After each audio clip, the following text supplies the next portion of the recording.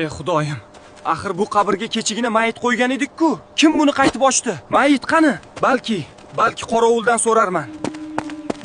Qobil dedim. Nimalar bo'layotganidan xabaring bormi? Qobil chiqa qolsang-chi. Ey Teshavoy. Ertalabdan nega buncha baqirasan? Undan ko'ra borib qabr kavlasang bo'lmaydimi? Qo'yib yuborsang-chi ahmoq. Abdurahim akaning kecha vafot etgan qizi qabrida yo'q. Uni kimdir o'g'irlab ketgan. Qaysi xudosizning ishi bu? Men uchastkavoyga xabar qilaman. Bu noinsoflarni topmaguncha qo'ymayman. Seni esing joyidami? Hech kimga aytma. Muammo ko'payadi. Qabrni esa avvalgidek ko'mib qo'yamiz, bo'ldi. Ha? Menga farqi yo'q. Men baribir aytaman.